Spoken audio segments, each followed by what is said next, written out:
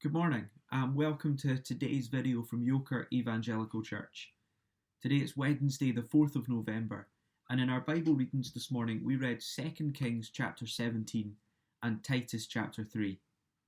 And in this morning's video I want to take a quick look at 2 Kings chapter 17 because it shows us what would cause God to abandon his people.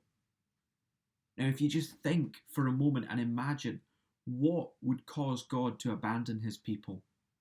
People that he has chosen and loved and saved. What would make him put them aside? Well, we find the answer here in this chapter of 2 Kings, and it shows us the fall of Israel. This isn't the whole of Israel, it's after the kingdom split into two, the northern kingdom of Israel and the southern kingdom of Judah. This is the northern kingdom that God is going to wipe off the face of the earth. And as we look at this, we have to remember these are people who have a confidence in their relationship with God. They think they're safe. And we have to come to this remembering that as Christians, we should have a similar confidence. We have a confidence because God chose us as well, and that he saved us by sending his son to die on a cross. As Christians, we have this same self-confidence to call ourselves the people of God. And yet, as we look at the ancient kingdom of Israel, we see that there was a problem developing. There was a sickness at the heart of this nation. Just take a look at verse 29. Nevertheless, each national group made its own gods in several towns where they settled, and set them up in the shrines the people of Samaria had made at the high places. The issue is that the people are not content worshipping God alone. When God saved the people, he told them, I am to be your God, me and me alone. And yet, as the people go forwards, they start to make their own gods, their own idols. They put in things that they think are important and they start to worship them. And that is a sickness that drives them away from God. Just listen to how bad it gets in verse 40 and 41. They would not listen, however, but persisted in their own former practices.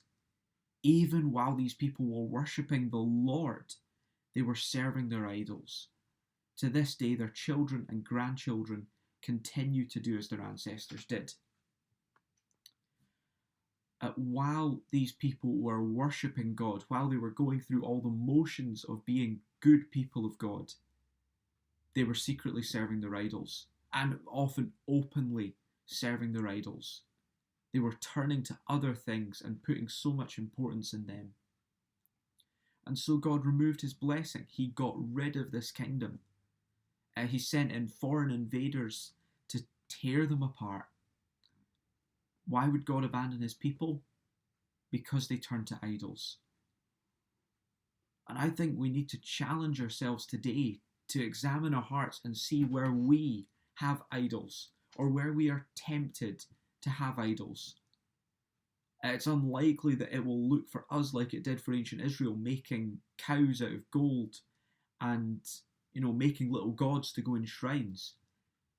But there are so many idols that we are prone to falling into.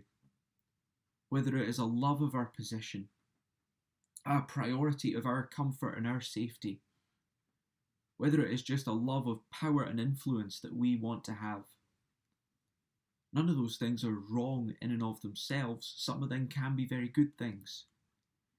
But they can be dangerous if they become idols that live in our hearts and that we end up loving more than God. There's a danger then that we end up like the people of Israel, that even while these people were worshipping the Lord, they were serving their idols. Just because we look like good Christians doesn't mean that we're not serving idols. It is a stark warning to us. And I think we need to respond as the people of Israel did not.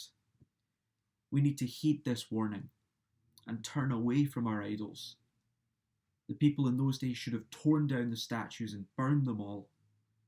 We similarly need to see where we have idols, be willing to let go of those things, and then turn to God. Worship him alone as he has commanded us. For us, it is to trust in Christ above all else. Before any other love in our hearts must be Christ. I hope you have a good day today, and God bless.